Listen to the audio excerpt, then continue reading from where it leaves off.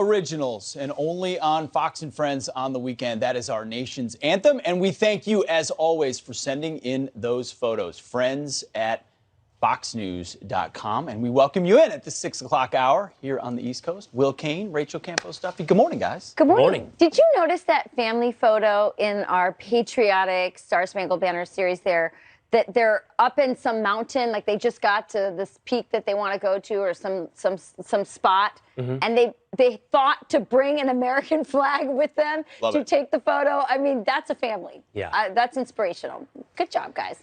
That is inspirational. Beautiful morning. Beautiful Sunday morning to everyone watching at home. Those socks. This guy's, he looks like a machine gunner off of a Black Hawk, and he's sporting some American flag socks. I love it. That's not regulation. I was just going to say. No, just regular. Yours are more America than mine. Got the We the People going. You've got the tattoo. I've got the socks. The same thing. Looking good, looking good. All right, so we start with a Fox News alert. U.S. generals only giving Kiev 72 hours before falling should Russia invade. Ashley Strohmeyer is here as we learn the deadly consequences of a potential war. Ashley. An invasion could result in almost 15,000 Ukrainian troop deaths and 4,000 Russian troop deaths. This new reporting is coming from multiple sources on Capitol Hill, and it followed those closed-door briefings in both chambers late last week. Chairman of the Joint Chiefs, General Mark Milley, telling lawmakers that Kiev essentially doesn't stand a chance and that Russian troops could take over the city only 3 days into war. Brand new satellite images revealing Russian forces are closing in on Ukraine's border.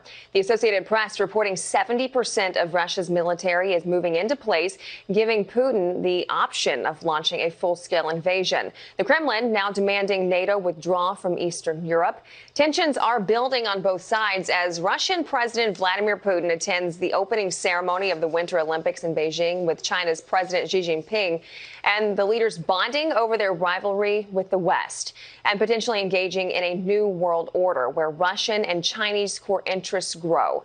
A joint statement from the leaders reading in part, quote, Russia and China stand against attempts by external forces to undermine security and stability in their common adjacent regions and intend to counter interference by outside forces.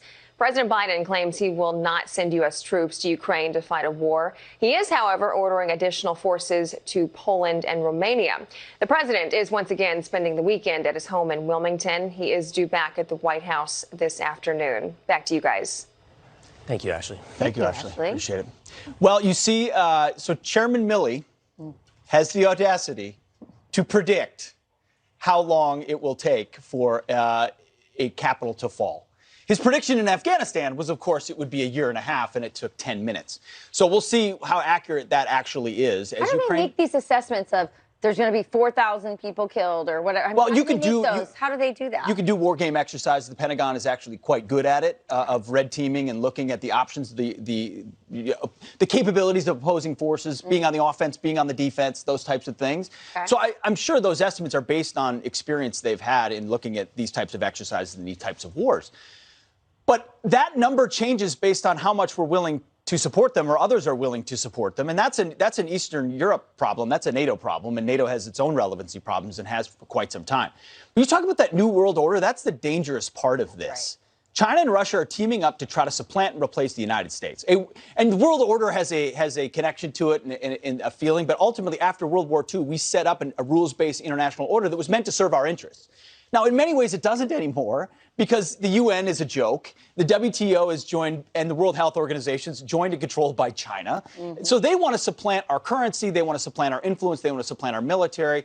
And a move like this in Ukraine, and we're going to talk about the Olympics in a moment, is a perfect opportunity to showcase that they believe they have an anti-freedom, anti-Western alternative, which makes what happens in the Ukraine pretty significant. You know, it just makes the answer to the question which we have not yet answered all the more important is what are we willing to sacrifice and what is the line that we will draw? And I don't know. Yeah. As an individual sitting here with the two of you right now, I don't know. And I don't know that the United States or its citizenry know either.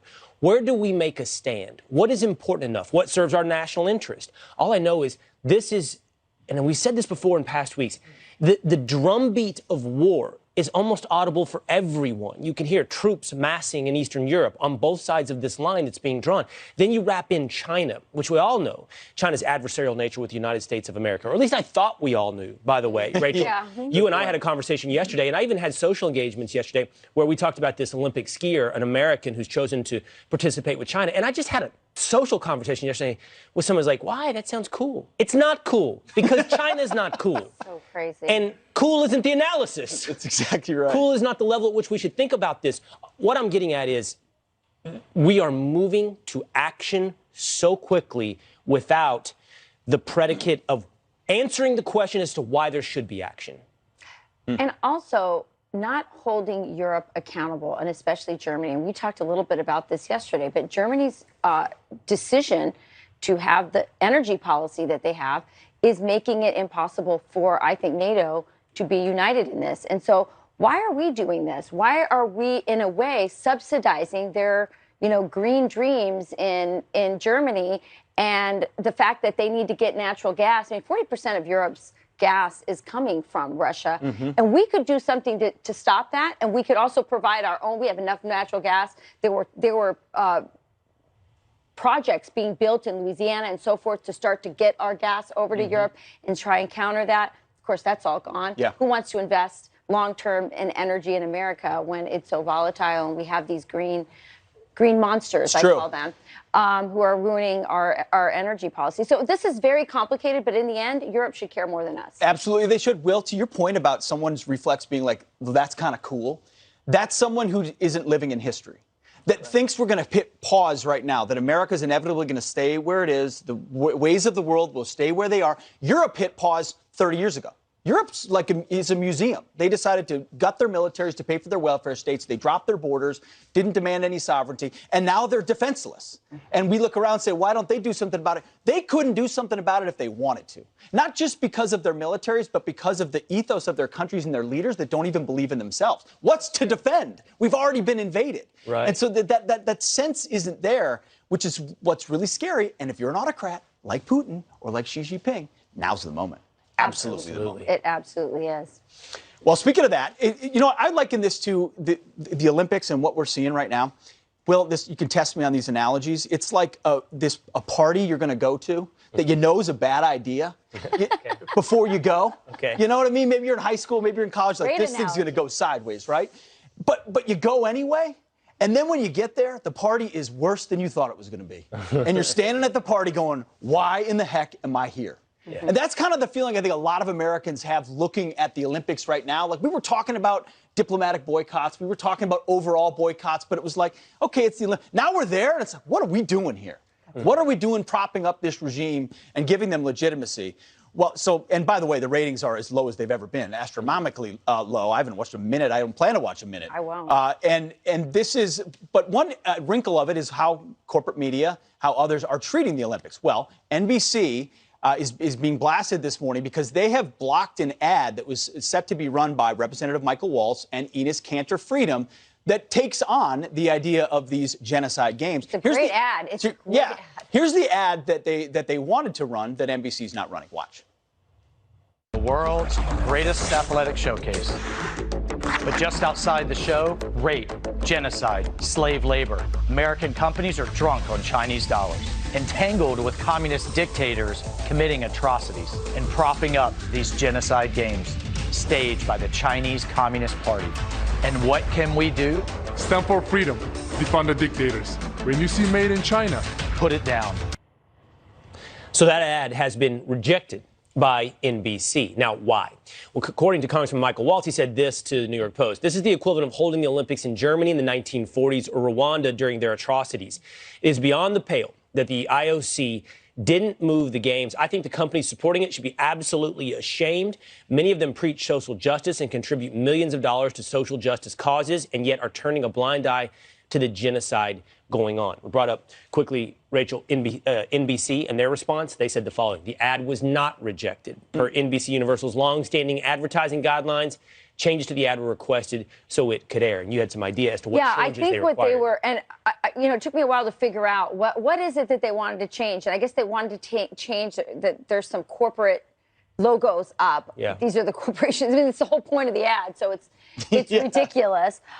First of all, I think the ad is great. If you are from Congressman Walz's district, you ought to be proud today that he is behind something like this. Let's not sugarcoat this. What's happening to the Uyghurs, there are 2 million of them. They are in concentration camps. Their children, by the way, are forcibly removed from them so as not to pass down their traditions onto the next generation. There are forced sterilizations. There is forced harvesting of organs. There is torture. There is rape. All of this is happening. And it was so interesting to me, Will, that your friend said, or whoever you were talking to on social media said, well, what's the big deal? I bet you $100 that the person that said that to you probably had a Black Lives Matter, thing in front of their house, one of those little signs in front of their house, or marched with Black Lives Matter. But they don't care about this. And the corporations themselves, we talked about this yesterday as well. This is a strategy by the Chinese government to capture our elites, to capture our corporations. These people are willing to do anything for money, and they are completely unpatriotic, and shame on the IOC. I think it's twofold. You're 100% right. The suspicion is they did march with Black Lives Matter while saying, what's wrong with this? It's cool. The hypocrisy of turning a blind eye to genocide is one thing, okay? The other is not acknowledging, not understanding, not being plugged in enough, not just to history, to your point earlier, but to the present. That's right. To the threat that China represents to us. Right. Okay, so what? You're hypocritical in your application of social justice. Okay, a lot of people are hypocritical. But what you're not grasping here is that those people that, for example, that one athlete is going to go compete for want this country to fall under their boot heel, to fall under their subservience. And you're not getting that. And once these Olympics are over, by the way, Pete, you talked about these Olympics, and wait till these Olympics are over. Just wait. You're exactly right. I mean, this is a party or whatever you like. I like your analogy, and the one that I've seen that I like. It's a great one. The one that I've seen is China unleashed a virus on the world that killed, I can't remember how many people at this point, but it's in the millions and millions, and then said, hey, why didn't everybody come over to my house to play some games? And everybody's like, yeah, that's good. That's a good idea. And by the way, also disrupted global economies and threw tens of thousands of people into extreme poverty. Because we talk about what's happened here. What's happened in America is bad. What's happened in the third world because of these lockdowns is devastating, generational. I mean, extreme poverty, what's happening in Africa and some of the South Pacific Asian countries because of this. That China is being treated normal is so shameful. They are not a normal country. No. And what scares me most, you guys, is that in so many ways, they don't have to overtake us. We are becoming more and more like them every single day. And we've had blinders on for the longest time. The consensus in Washington was if we trade with them, if we work with them, they'll politically they will liberalize themselves and be welcomed into the community of nations. Instead, they have enriched themselves, used that economic power to enhance their political power so as to supplant us. Talk about history. Michael Walz knows that the Olympics in Germany were not in the 1940s. He knows. It was in 1936. Yeah. He's saying we're further along with the communist Chinese. Right. We know more about the communist Chinese than we maybe did about the rise of Nazi Germany in the 1930s. I mean, our eyes should be wide open, but we haven't. When you have kids that don't believe that America's a special country and that we're global citizens, global citizens, then what's the difference between the way the Communist Party there wants to do things and what we want to do? Exactly. Who am I to judge? To Rachel's point, it's already happening. Yeah. Already happening. And to your point, Pete, about Europe, that's our future. Maybe we don't lose this war through the launching of bombs. We lose this war through our greed, through capital, through the corruption of capitalism. Yes. And we just slowly sell our soul until we, like you described Europe a moment ago, have nothing here to defend. Yeah. Yeah. You take away patriotism and you divorce capitalism from morals and ethics and frankly Christianity, and it's over. Yeah. Exactly right. That's where we're at. So a lot of talk about Congressman Michael Walz. Good morning, everybody. Good morning, everybody. Everything is done. Can I just tell you, day two, I'm not top of my game here. I'm not top of my game. This dude has been the cheeriest, most energetic I've seen him in months. He's wound up. He's ready to go. I'm just excited to be back here with you guys. Hey, we talked a lot about Congressman Michael Walz. He's going to be on the show a little bit later along with Enos Cantor-Freedom. We'll talk about that ad you just saw. He's going to be on tomorrow. It's going to be on tomorrow, excuse me. I just told you I wasn't the top of my game. But Joe Concha will be here at 7:30 a.m. Eastern Time. So you got that to look forward to. And this as well, turning to your headlines. Police arrest a man in connection with a deadly shooting. Glad you're here. And we show the shot of New York, not because we love New York or want to talk about New York, because frankly, we don't, if I may speak for the rest of us. Speak for me. I think that's about right. But because our next story is centers around New York State, actually, not New York City. You've seen all the rioting, all the looting, all the things that happen in New York, and all the consequences of policies here that have been soft on crime and letting criminals get away with it. Well, there's stunning new video out of Westchester, New York, which is not New York City, but it is New York State, of robbers hitting a Louis Vuitton store in the light of day in the middle of a mall. Check out this video.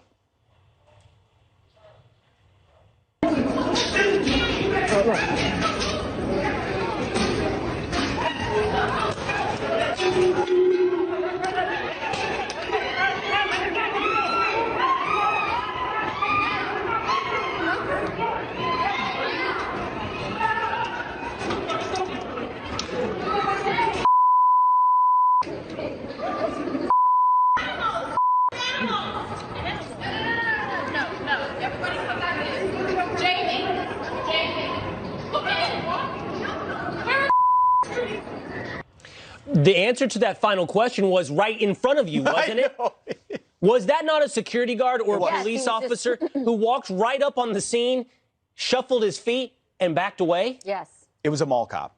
I mean, so I'm not here to defend that guy, but probably doesn't have a gun. Probably. Is probably told at this point, don't intervene. They are told I'm sure they're told not to. But my man, shut the door or do something. Try to grab some. He's backing away as this is happening. Well, you have to wonder you have to wonder, there could be some coordination. I mean, this has to be investigated. I mean, it could be that he's like, it's not worth it, right? We've seen guards at some of these stores get shot, and it's not worth the $5,000 Louis Vuitton gift. They're told not to intervene oftentimes. Exactly. So that's part of it. Let's remember, this is a very nice mall. This is in Westchester. This is actually Sandy Cortez's stomping grounds, actually. This is where she's actually from, where these nice Louis Vuitton stores are. And now her policies, her social justice policies, have come back to haunt her neighborhood, her true neighborhood. So this is very frightening stuff. This tweet comes from Rob Ostorino. He's a gubernatorial candidate here in New York. He says the pro-criminal policies of Governor Kathy Hochul, i.e. no cash bail, have made communities all across New York less safe. This brazen robbery of a Louis Vuitton occurred at my local mall in White Plains. Again, this is a very nice area. Well, and again, if you look at that clip, so the altercation stops. I presume the altercation has not been going on for minutes at that point. That means the guys going into the store knew the mall cop security guard was standing outside. I mean, there's absolutely zero deterrence whatsoever. Some brave citizens inside the store, maybe some employees, actually attempted to fight him from taking the merchandise. Again, putting their own lives at risk. And I bet they walked out of the mall. Well, I'll tell you, I wouldn't want to work at a place like that. I would not want to work at a high-end jewelry or handbag place like that, because that's what they're going for. Well, to be honest, though, they're also going for CVS's in San Francisco. That's true. They're going for everything because nothing is being prosecuted or held accountable. Astorino, who's running for governor in New York, also had this to say. Same Westchester Mall, different day, different men. This time, Burberry was hit. Crime doesn't just happen in the city or somewhere else. It's getting worse everywhere in New York, and everyone is affected when criminals are emboldened by soft-on-crime laws. And you have the New York Post, who brings up perhaps what's at the core of the issue here, or at least partially at the core of the issue here. The cover of the New York Post says spring semester. New York City Cop College teaches DAs to free criminals. It's about John Jay College of Criminal Justice here in New York City, and it's where many of these theories and policies are concocted. The reimagining of law enforcement and of prosecuting. Yeah, just when you think you know, you miss another wrinkle, right? So in the miseducation of America, we talk a lot about teachers' colleges, and you talk about that too, whether it's Columbia University and pumping out a generation of teachers that teach a certain way. And here you go. John Jay College of Criminal Justice, Institute for Innovation in Prosecution. What does innovation in prosecution mean? How about not prosecuting? That sounds like an innovation of prosecuting. And that's precisely what we're seeing. It's not an accident. These people come out with that way of life or that point of view, and then they're funded by donors who fund that point of view. And the institution perpetuates to tear down. And these institutions are also being funded by the same rich guys like George Soros, who fund these prosecutor races. And I guarantee you that this school, this criminal justice school, this law school, is not the only one. This is happening everywhere. No Even way. our medical schools have No gone way. woke. You can't talk about biology in medical schools. So this is everywhere. I really like this quote by Curtis Sliwa. I never say his name right, but he's the founder of the Guardian Angels. And he talks about how out of touch politicians are, that the citizens of this city are being held hostage. Listen.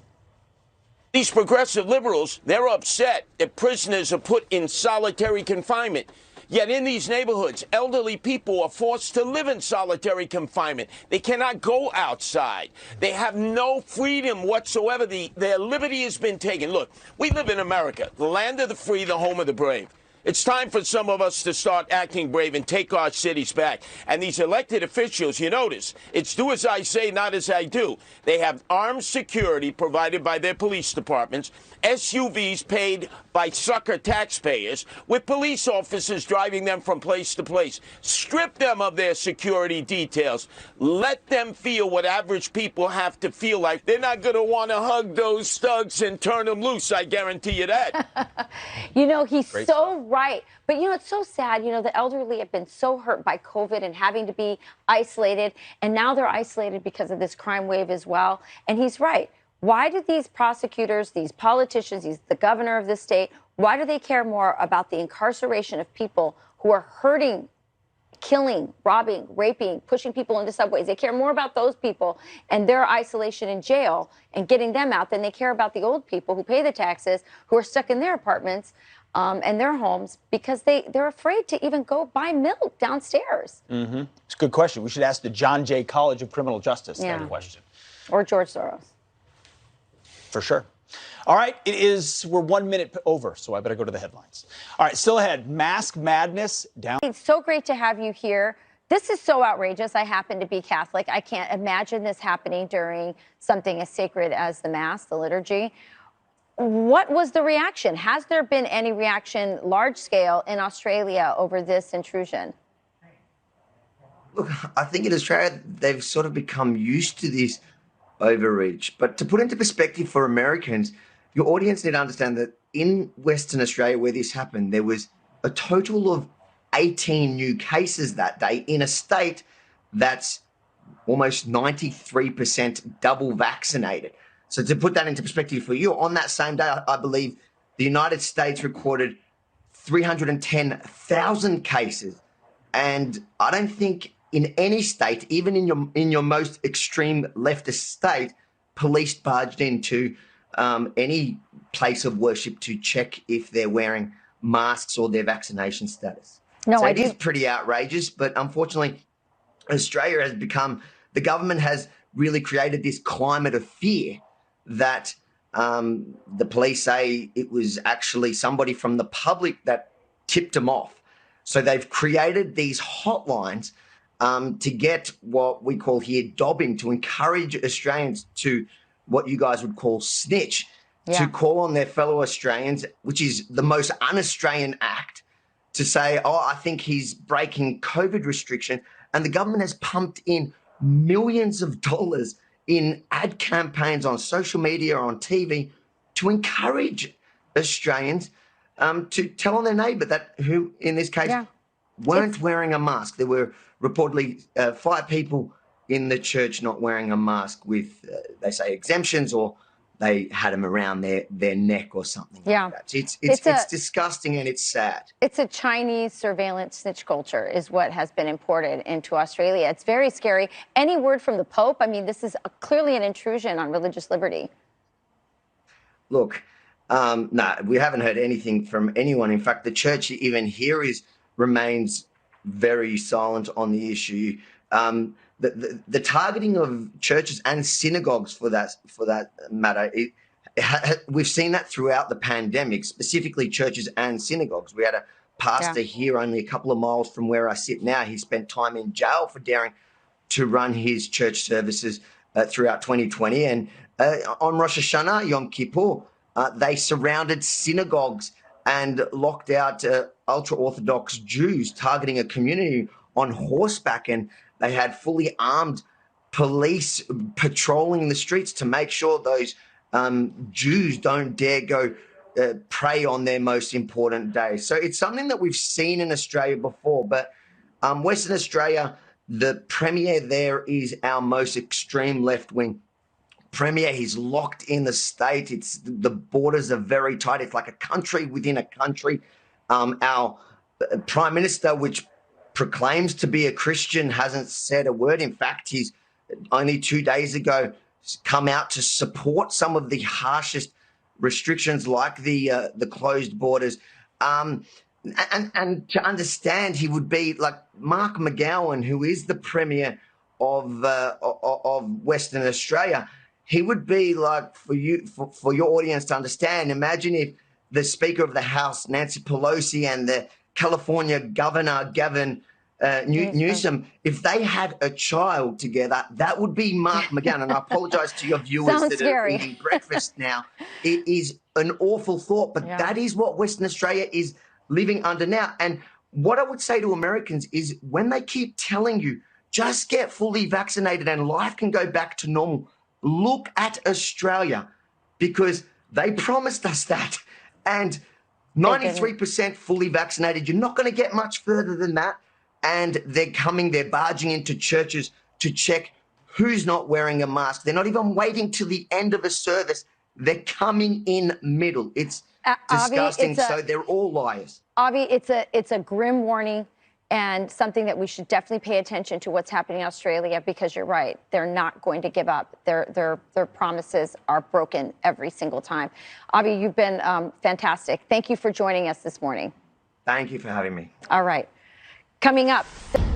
We're back with a Fox News alert. 72 hours. That's what the Joint Chiefs of Staff Chairman General Milley, considered the source, is warning. This is how fast Kiev could fall should Russia decide to invade Ukraine. And it could result in thousands of troop casualties, mostly on the Ukrainian side, but on both sides, as China and Russia unveil on Friday their plan for a, quote, new world order led by them, not the United States. Here to react, former U.S. Ambassador to Israel, David Friedman. David, we're going to get to your book in a moment, Sledgehammer, and I think the contrast is really important to what we're seeing in Ukraine right now. But 72 hours, Putin is staring down Ukraine. Where do you see this going?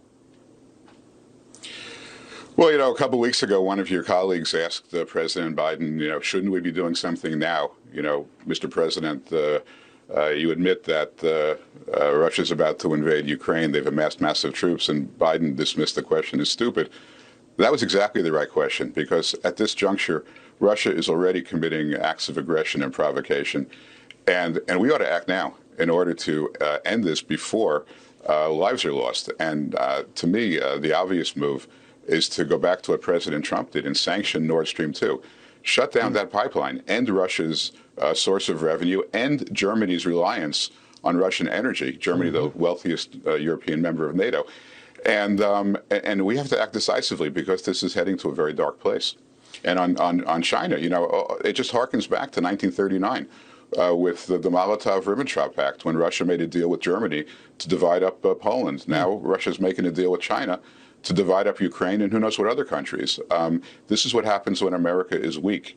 And we're heading, as I said, to a very dangerous place. It's a great point. Well, and it's a good segue to your book and the argument you make in the book. The book is called Sledgehammer: How Breaking with the Past Brought Peace to the Middle East. And if you would, for our viewers, how did you break with the past? Understanding the past, breaking with it to create a new opportunity in Israel and across the Middle East. Well, we did exactly what the Biden administration is not doing here. We acted out of strength. We stood unapologetically with our strongest, most important ally in the region, Israel. We did that with Jerusalem, did it with the Golan Heights, did it with the peace plan. And ultimately, through that strength, everyone expected an explosion of violence, and what resulted was an explosion of peace, because we were strong. We stood on principle. We stood with our allies. And that's the key. Foreign policy is not complicated. The United States is the strongest nation on earth. It's the most moral nation on earth when it stands on principle, when it stands for our values, especially our Judeo-Christian values. We bring peace to the world. When we act weak, when we're indecisive, when we allow rogue nations to advance, we bring upon the entire world a level of mischief and discord that can get very dangerous. Absolutely. Do what you said you would do, and do it boldly and unapologetically. Mr. Ambassador, was there a moment when you realized hey, this could work. You know, Abraham Accords, a new relationship with Israel. Was there a particular moment? Well, there are two moments. Number one is when we moved our embassy to Jerusalem, and we stood with the will of the American people and the promise of the president, and we moved our embassy, and we were able to accomplish that without violence anywhere in the world other than Gaza, where there already had been violence. When we saw we could achieve that, that was number one. Number two is when we put out a peace plan in early 2020, and we had support from Saudi Arabia, from Oman, from Bahrain, from the United Arab Emirates. You know, we saw in those reactions that we were on the right track. Again, it was all from a strong stand with our allies, and ultimately that's what brings peace. It's fascinating. Friedman and a small team with no prior diplomatic experience revamped American diplomacy in the toughest region in the world. The book is Sledgehammer. I recommend it to everybody. Take a look. It's worth revisiting what worked, because right now we're looking at a lot of things.